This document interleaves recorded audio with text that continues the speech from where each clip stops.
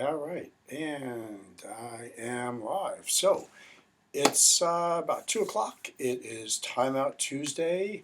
It is episode 147 today. So thank you very much for joining me. If you've been watching any of these 147 videos, that's a lot of videos to watch. I really appreciate it. Certainly, if you're watching them, give me some likes and stars and hearts and whatever else you can choose. Send them across the screen. That's always helpful for me to know who's watching. Certainly, if you like what you're hearing, comment. If you don't like what you're hearing, comment. Just it's a free country. By all means, comment.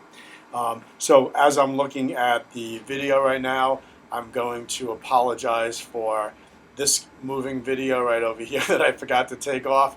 I'm going to apologize. Where's the other thing? Here. There's a bright light that's behind me. There's some noise going on upstairs, so I decided to do my video downstairs here. This is actually in downstairs where we actually not store, but kind of display. It's actually in part of my where my guitars are, but it's also where we store all of our belts that we've earned over the years in our family. So these are my belts from the two different styles that I studied. Sensei Terry's, Sensei Ethan, Sensei Terry's. Um, we like to see these in our house. We like to be reminded of the work that we put into them, so we do just keep them on display in a fairly prominent area in our house. Um, so, I was thinking about what to talk about today, and it was very relevant because of something that happened last night.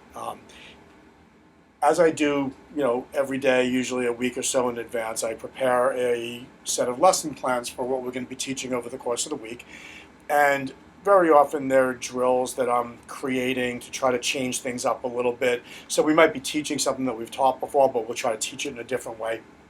And very often I use a concept or a method called progressive elaboration, where we start out with something really simple and then we add something to it and then go back and then we add a little bit more and then we go back and we add.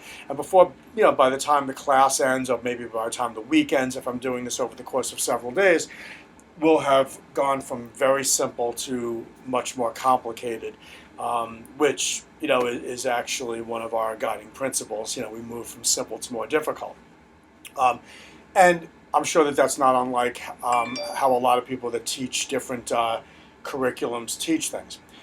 One of the other things that I'm sure that I'm doing that's not too dissimilar to others is that I, first of all, always prepare a backup plan, especially if it's a new drill. If I'm trying something out for the first time and I'm not 100% sure how it's going to go, I make sure I've got a good backup plan. The other thing I always do, unfortunately, more often than not, my primary plan works out. I guess because I've been doing this for a while. But the other thing that I always make sure of is that I plan to do more in any particular class than I really need to do. That way, in case things are really going swimmingly, I can just continue on with the progressive elaboration.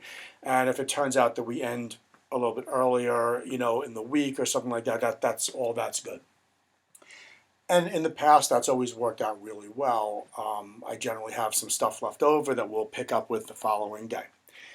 But what I've been noticing lately, and I guess this is about me having to adapt a little bit more to the much more rapid learning curve that we've been experiencing with our students over the past few months, is that I come in with, let's say, 5 items that I want to do in class, only 3 of which I really think we're going to get through, because sometimes it's a little complicated. Sometimes we have to stop and talk about how we're doing it, how to put your foot, where to put your hands, why we're doing it in the first place. I like to make sure that we're engaging with each other, the students and I, to make sure that they understand, the different concepts and philosophies about what we're doing.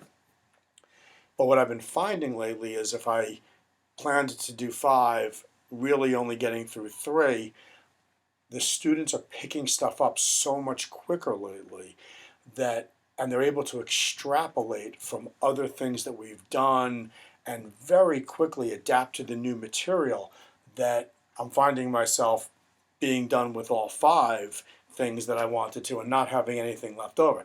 It's a great problem to have, and I'm excited about it because it means that I am confident in bringing even more and more things and, throwing more stuff against the wall to see how much of it really sticks. And so far, I'll tell you, the thing that I've been most amazed at is, and this really was evident last night. We were doing some drills that really required quite a bit of balance and core strength. And we've been doing a lot of work on balance and core strength over the past few months, and in the past month or so in particular.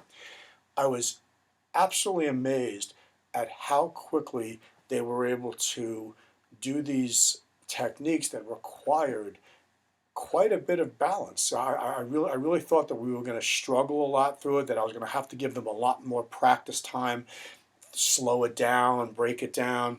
Didn't really have to. I kept showing it to them, and they just kept banging them out one after another. And that's very exciting to me. And I guess it just goes to show that, our students are working hard. They're learning a lot of stuff. It's exciting, and it motivates me, and it motivates the other instructors. And what's fun is that while we're teaching class, there's usually a couple of other instructors around as well. And I like to take a look at what the other instructors' faces look like. And I can see that they are in awe of the students. They're just amazed at how quickly they're picking things up. And there's probably no group of students that's even more evident in than in our youngest group. The kids that are in our Little Dragons, our 3 to 6 year olds, we've been doing a bunch of drills with them lately where we ask them to just show us anything they know about kicking, show us anything they know about stretching, pick up some sticks, show us anything you know how to do with sticks. And what they're able to recall from months and months ago and do with increasingly high levels of proficiency for students their age, it's really just amazing. And I hope that the parents are seeing it as well. And these little kids are just going to become amazing martial artists if they keep it up. So anyway, that's really it for Time Out Tuesday today. We had a really nice Halloween event this past weekend. It was a little bit toned down from our normal mega event only because of the need to maintain social distancing. And we did the event outdoors instead of indoors. So we had to change things up a little bit, but we had a nice time. It was great to see everybody, as it always is. And now we start moving in towards November. We have a test coming up towards the end of this month or the beginning of the month. I have to check the date on that. We're going to keep progressing these students and turning them into just outstanding martial artists and martial arts athletes. So I hope to see everybody at the dojo this week. I thank everybody for watching. Peace.